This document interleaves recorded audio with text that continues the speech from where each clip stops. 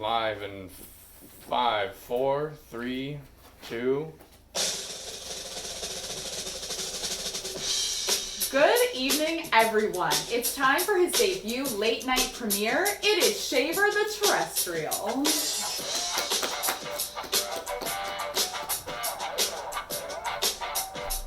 Hello. It's time to start. Oh, I'm starting? Yeah. Oh. It's rolling now. Oh, great. Oh, thank you. Well, yeah, great. Hello, it's me, it's Shaver the Terrestrial. The Martin Marshals say to be on the lookout for Terrence the Tuber Taker. He will climb into your home and steal your tubers right out from under your nose. And frankly, if you're storing your tubers under your nose, maybe you're better off if Terrence takes them. Today, the HTF, the Hydro Task Force, thought they had finally stumbled upon a pond of water. Upon closer inspection, they discovered it was not water. In fact, they discovered it was liquefied mercury. Yeah, one HTF member stated, I knew it wasn't water after I drank it, and then I proceeded to die. Yeah, water doesn't normally give you mercury poisoning. Also, mercury poisoning on Mars? What's next? Venus poisoning on Uranus?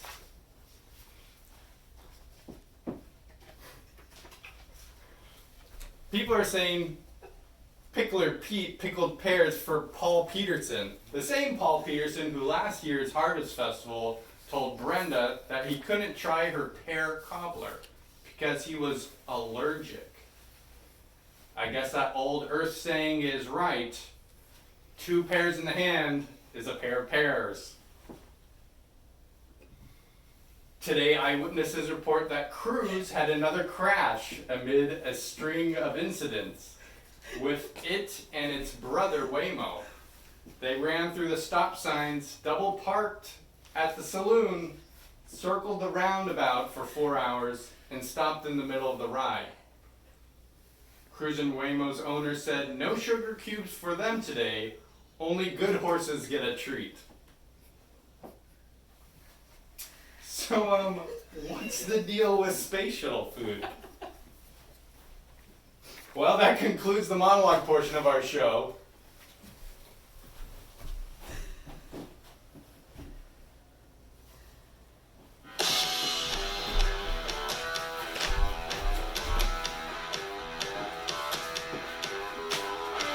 Most homes have a guard dog to protect against tuber intruders.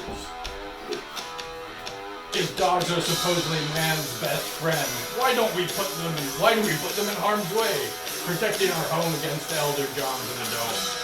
Ram Tough. That's right, the all-new genetically modified rams are now available at Cecil's Farm. Ram Tough. If a dog's bark is worse than its bite, then what do you want something more protective than that? Ram Tough. Rams, they're all new here at Cecil's Farm. Come in while supplies last, because when a tuber intruder tries to steal your rations, don't send a dog to do a ram's job. Cecil Farms, where justice and protection is doled out, one headbutt at a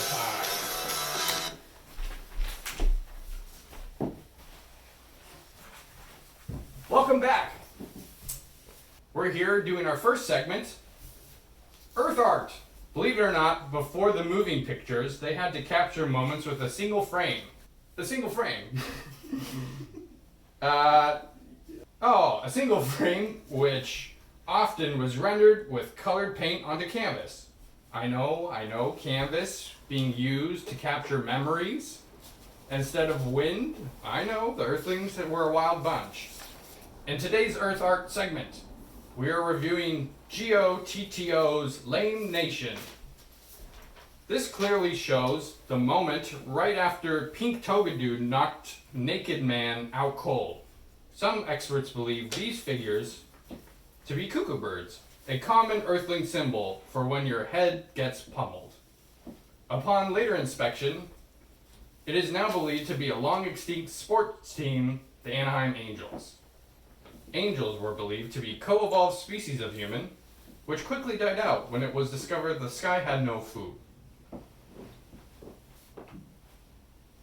This explains the term fly ball. They would have to fly to catch the ball. This woman appears to be performing some sort of reflexology. The lamentation is thought to be a portrait of a boxing match gone wrong. One can almost hear the 21st century Earthling idiom, "Come at me, bro." And now we take it to our segment, Rock Watch. And I'd like to throw it over to my dear friend, outside the dome, Mr. Montana. Thank you so much, Shaver. How is it there back in the studio? Oh, it's quite cozy here under the dome. How about out there outside the dome? Oh, it's cold and has no atmosphere. Oh. Anyway, now for our weekly roundup of Watch Rocks, where I tell you about all the coolest rocks I found this week. Starting off is a really strong contender with a rock that's shaped like a burger. Buns, sesame seeds, a little bit poking out like it's cheese, the whole 9 yards. Then we have a rock that is a little bit more green than the other rocks, which is really exciting. And finally, a really big rock. Now, for repeat viewers, you'll know our running list of the biggest rocks. And this one, I'm proud to say, is number 3. We've decided to name it Texas Pete. It just narrowly beats out Jessica from Dune and just doesn't come quite close enough to beating Thermo Fisher, Boulder, 34888, or Moon Jr. It's been a very exciting week for rocks there, Shaver. It sounds like it was a fantastic week for rocks. Thank you, Montana. I'm so excited! Oh. Well, let's throw it to our commercial break. Do you have trouble talking to your children? Do you not understand what they're saying? When you're tending to your flock of sheep, do you go, "Frick flock, I don't understand what you're saying"? This happens to me quite often. And you know what I've come up with? The Thermo-Translator. It has 3 different settings: sheep, cruise, and child. If you don't know what someone is saying, if you want to understand, you just flick to one of the buttons and you say, "Help me, Thermo-Translator," and it will translate one-sided to what they're saying.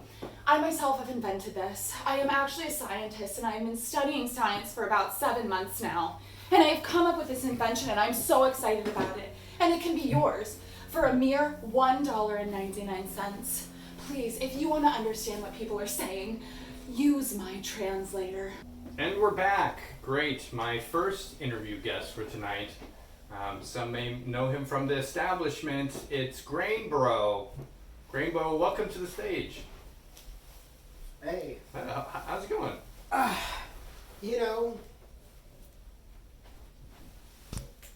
it grow? Oh, great. I'm doing good. How about you? Oh, fantastic. This is our first show, and you're a very interesting character in the community, so we wanted to have you on. Thank you. I appreciate it. Can you tell Grain Bro? So you go by you have dubbed yourself Grain Bro. Yep. So you're interested in grains. Yeah, absolutely. You know what? Grain rations run the world, man. And people think you only gotta go with the grain rations that the government gives you. I say, you can find a way to arbitrage that, man. Like, do some trading, right? Try to predict the market, get more grain rations, make that grain is what I say. And that's kind of what I live my life by. Oh, so you're a grain farmer? No. I trade grain. I trade grain rations. Oh, you trade grain. Yeah. I know. Mr. Stevenson, on the north side of town, he grows grain. So you are like Mr. Stevenson? No. What happens? Mr. Stevenson makes grain for the whole dome, right? And then people, the central government kind of passes out the grains. Mm-hmm. What I do is I convince people to give me their grains for now, and I give them a little bit more grain in the future. But then I use that and lend it to other people who need it and force them to pay me. I have 5 times as many grains as anyone else right now, man. Oh, that's great. It's investing. I got a great book for you. Oh, I'm just a clarifying question. Wouldn't it be simpler if Mr. Stevenson just gave people the grains they needed? Why do you need to stockpile so much of these? I'm for the chase, man. I don't know what to tell you. Oh, it's you find it fun. You find it fun. Yeah, of Well, course. it's a fun thing to do. Yeah. Well, me included, is a little bit confused, so I'd like to bring our on-site therapist. We have a therapist here because the collective said if you're going to be running this show, you need to have an on-site therapist. Cause, No, wait, you told the no. I did not agree to this. Hello. Hello, and can you please introduce yourself? Hello. My name is Thana. I've been studying therapy for about 30,000 years now. And I'm so excited to chat with you. Okay, whatever. I'm feeling some energy from you. Will you tell me what you think about grain? I can't hear you speak up. I like making grain. I don't know. What? You like to make it grain? This is no time for Oh, puns. I'm sorry. Please. No, we're in you a know what? session. We're in a session. I'm feeling some emotion from you. Will you tell us what got you started in grain? What got you started in this field? What are you feeling right now? I don't know. Growing up, we ran out of grain rations once. And I had to eat nothing but tubers for 2 days. Tubers for 2 days. And ever since that time, I've promised myself that I'm gonna get as many grain rations as possible. So. I'm sensing some anger here. Yeah. I'm sensing disappointment in your family, in your parents. Is that right? I'm not gonna talk about this shit. This is stuff for not me. No. Let it out. Let it out. No. Let it out. No, I'm done. You know what? Stay. Make it grain, bro. That was a good pun. Oh, well, why thank you. And Are you interested in a therapy session? oh, absolutely not. No, thank you. Okay. Well, that was Grain Bro and our in-house therapist. Let's throw it over to me. I'm going to be doing a diary from an Earthling. And I've forgotten the diary. There is a diary team over there. The producer is handing me underneath the other plant. Sure, that works. That's a thing. That is a diary. Great. This is the diary, random diary that we found.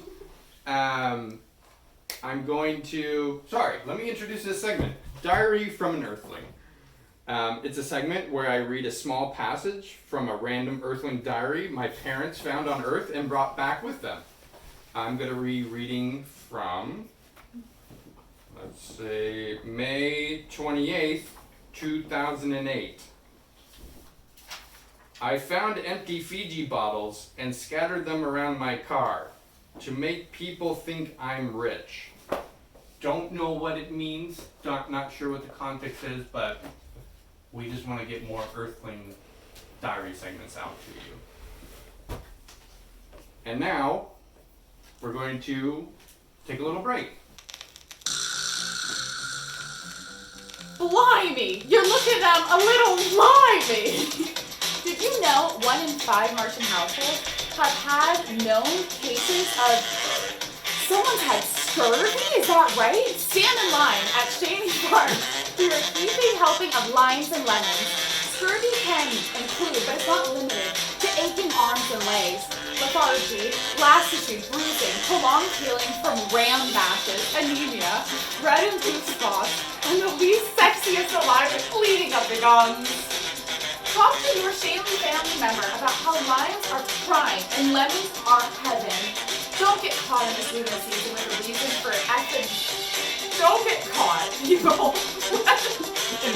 Send your lemons today. Lemons and lime are substitute for a well-balanced diet. And we're back. We have another interview scheduled right now. Let's throw it again from. Let's throw it. I don't know who we have on the line. Let's throw it. It's your best friend Montana. Oh, Montana! Great. Of course, back for my other great passion, water, and the search for it on this so far barren planet. But God damn it, we are so close. Montana, can you tell us, you know my fascination with your work out there on the HTF. Can you tell us a little bit about, have we found water yet? No. Oh. Have we gotten close? Do you think we have gotten close to finding water? Well, earlier this week, the HTF found a rock, and it was shimmering. We went over it because we thought it had a good chance of being wet, but no, it wasn't. We walked up to another rock, and when we felt it, it looked, it felt cool, so we thought that, maybe that had a chance, but no. Another rock also looked shiny, and it was in a shady spot, so we thought maybe, the evaporation hadn't gotten to it, but that wasn't wet either. But next week, we're gonna head up to a reading from the satellite that is either ice or some sand, like in a lot of other areas. But water, hey, it's great. It's out there, maybe. I love this job. Well, thank you, Montana, and best of luck to you and the HTF task force. Thanks. Let's move on to our next segment, which is How to Earth. How to Earth. Today on How to Earth, we will be doing origami with our origami expert. Hello, can you please introduce yourself? Hello, I'm Ashley, origami expert. Hi, Ashley. I'm so excited to be here today. It's actually my first time on TV. I'm a little bit nervous, but I am so excited to teach you about origami. It's my passion and I love it so much. So I'm actually going to gift you this piece of paper, and I'm going to lead you through kind of a conversation about origami and also how to create it and why we do origami. Like, I really want everyone to understand, and I want your viewers, I'm not sure how many you have, but I want them to understand what it is. So first you're going to take and just kind of rub the paper. Oh, great. Like between your hands, like really feel it. Yeah, rub it like that. Yes, that's right. Because so the purpose of origami is to attract, from what I've read, because I am so fascinated with Earth, I've read that, origami is for calling the bugs. It's really for calling bugs for mating season. Oh, great. Yeah, so you can stop. That's enough. Oh, is there going to be bugs in the studio now? Well, no, they can't fly in your windows, but they'll be outside. Oh, great. Yeah, because it's basically origami is like a mating call. Oh, yeah. Perfect. So first you're going to fold it in thirds. From where you've already folded, I'll do it myself. You should do it yourself, yeah, because this is about a self feeling, you know. And we're actually going to be making what's called a crane. It's an earth bird. Okay. Yeah, to call the bugs. Great, I've got it in thirds. Okay, then you're going to fold it in half. Oh. Yeah, the folds represent basically a calling to moon shaman. Yeah, that's what I read. That's what I know. Very, very interesting. Yeah. Great. So we have thirds and a half. So we have pieces of 6 here. Yes, and you see how it's kind of popping up like that? Yes. That symbolizes bug mating. Oh, of course. Yeah. And so after that, actually, you're going to fold this piece of paper into kind of a triangle. Oh. And then you're going to put it upright. Interesting. Yeah. If you try to do it a little bit better than you're doing. Oh, okay. Yes. Okay. I would like the to. paper's sacred. Oh, you gave me a sacred piece of paper, I noticed. Yeah, I did. With some writing on it. Has it been inscribed with some of these shaman sayings? That's exactly right. Oh, that's interesting. Some of them, it's the shamans of Earth were actually quite, they were special. They would sing songs like Just Dance, and they would, put a ring on it. So they were great shamans. Is this triangle adequate? That's fine. Great. For your first time. And then you're going to kind of actually turn it upside down and prop it up. Yes, exactly. That's it. Wow. Thank you. You did a wonderful job. I'm not sure what a crane looks like. It sounds very, it sounds interesting. Is that what a crane? No, that's it. That's exactly right. Oh, That's wow. what a human crane looks like. I Yeah, again, back on Earth. The Earthling cranes. Yes, and so they, again, these kind of birds to call the bugs. They're like triangular sort of birds. That's exactly. I'm so glad you understand. It's like I try to talk to people about this, and they just, the other Martians don't get it. So I love it. And again, like you're not as good as me at this, but I'm just so glad I can like spread the message. Well, thank you very much for being here today. Thank you. And Thank you. again, I'll actually take that back now. Oh, okay. I'm gonna take the crane, but yeah. Okay. Thank you. Thank you very much. Well, wasn't that great, everyone? The crane expert on this very show. Where are we at? We're out of time. We need to throw to a commercial before we come back for some more stuff, so stick around. I have a structured settlement and I need grain rations now. Call today, G. Wentworth. 877 grain rations now. I need an annuity and I need grain rations now. Call J.G. Wentworth. 877 grain rations now. Do you need grain rations but your payday is a week away? Well, call J.G. Wentworth and we'll give you grain rations. Very reasonable interest rate. Call us up. Welcome back. We're going to jump into our next segment, which is Earth Idioms. Today's Earth Idiom, bless you. From what I can tell, bless you originated as a type of anointment. The sneezer would anoint the nearest person with their precious mouthwater. And the receiver would be so grateful, it would be a common refrain to say, bless you. Others went so far to say, God bless you, which meant much more of their dear mouth water was anointing them. Next week, we will explore the Earth idiom, God damn you. Spoiler, it also connotes lots of water. On to our next segment, what in the world is this? Let's welcome to the stage our next guest. Hey, I'm so excited to be here. Hello, please introduce yourself. I'm Wingman. Wingman. Yep, Wingman. That's what they call me. That's a family name or a first name? It's actually a first name. Oh, wow. Wingman Walking. Oh, Wingman Walking.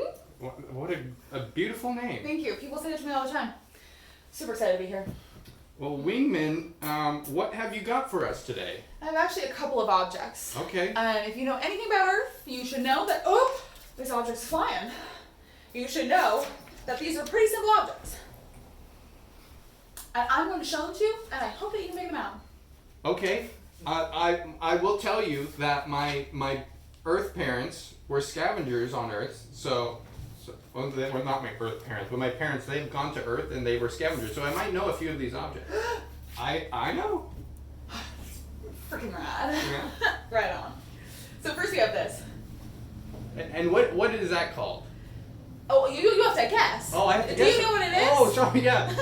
This is the Sorry, segment. What do you think it The is? segment is called, what in the world is this? Although I think I might have to have your producer give me my other object because I seem to have forgotten it. I believe it is. I believe I have it down here. Okay. Okay. Your producers are prepared. Yes. Hey God, this isn't like back at home. Oh no. We have a fantastic producer behind. I'm a professional, okay? Yeah. They got us the. Cute producer. Okay. Well, what in the world is that? What do you think it I is? think it looks remarkably similar to my lead-filled utensil, which I use for marking things. Uh-huh. Is it called a marker? That's actually wrong. Oh. This is in Earth terms what they call an umbrella.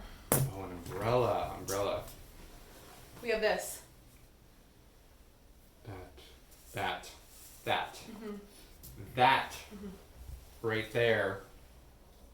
Looks like you could put it on your head. That's exactly right. That? That's exactly right. Head. Fed. It's actually called a rug. Oh, a rug. Yeah. A rug. I've heard of a rug. Yeah. I think I've heard of a rug. Thank you. I actually, okay, so, again, cute producer actually set me up. Uh-huh. The real question is, what is this? That. Everyone knows who that is. That's Taylor Swift. That's obviously Taylor Swift. Yeah, I knew That's that. obviously Everybody Taylor knows Swift. who that is. That's obviously. Yeah, Thank you. I'll actually just leave Taylor right here. Oh, wow. This for me? You brought this and it's for me? I did. Oh, wow. Look at that. Yeah, for you. Thank you for Well, having me. thank you very much. Well, we love this segment. Let's move on to our next interview. We have a special interview today. As everyone knows, this is the first show of Late Night with Shaver the Terrestrial, and we're so grateful for everyone in the community that's helped me put this little show on and people that have agreed to come. One of the individuals who's willing to come is a terrestrial, one of those Earth historians. So let's welcome Beverly Dunkslam. Beverly Dunkslam, thank you very much. I love you, Dr. Dunkslam! Oh, don't mention it. Hi. Hi. Hi. Hi. Shaver, how are you? I'm great. How are you? I'm so good. Oh, Shaver. that's fantastic. Please take a seat. Thank you, Shaver. Oh, great. Thanks, Shaver. Well, so what aspect of Earth history are you going to be leading us through today? I'm actually going to be talking to a giant. Giants? Earth giants. So you're saying there were giants on Earth? That's right. Earthlings would often hold events called parades, where they'd walk together from one point to another point. Oh, like exercise? We believe so, yes. In addition to musicians and other performers who helped morale, they would also record. We had records of giants joining these parades. Here's an example. Oh wow! They're massive. This particular giant was called Som. Som. Say it, Shaver. Som. Yes, that's right. Well, that's fantastically terrifying. Now we all know human life was wiped out in the accident, but how would one defend against themselves if they encountered a Som? Unfortunately, I can't picture any scenario where one of these giants wouldn't immediately stomp you to death. Chilling. That's chilling. For the sake of our correspondence over on Earth, let's hope these giants died out alongside with the Earthlings. That's all the time that we have for today. Many thanks to you, Professor Dunkslam, for sharing this knowledge with us. It certainly seems to be like you're standing on the shoulder of giants. I don't understand. Oh well, that's all the time we have for you today. Oh. Thank you very much. Okay. And we're gonna throw it to commercial again, so stick around when we come back. This show is brought to you by ExcaCorp's double-sided shovel. Let's be honest, it's hard to stand out in today's excavation scene when all you have is a boring single-sided shovel. That's where double-sided shovel comes in. Impractical? Maybe. But does it make a statement? Hell yes. And welcome back. Our final segment today, the spotlight on crime, Earth Edition. Over the past few years, scientists dispatched to Earth have uncovered what appears to be humans covered in a coating of metal or stone, most likely a punishment for crimes they committed. The Earthlings called them statues. Let's look at one such statue and speculate on what sordid actions led to their imprisonment. Today's statue is David. Found in the ancient country of Italy, David well exceeds the average Earthling in both height and musculature. More importantly, however, he's completely naked. It's obvious his crime was sexual in nature. Perhaps he was literally caught with his pants down. As he went streaking through the streets, honestly, I'm a bit surprised that his captors didn't put some clothes on him before they sealed him away in all that stone. I guess they wanted him to hang out with his shame out. And that concludes our show, everyone. Thank you very much. The news never sleeps, and neither does Shaver. Join us next time as we dive into what I like to... What? I see it says... Join us next time as we dive into what it is like to try water. Sorry, but I never tried water, so I didn't understand that sentence. Good moves, you all.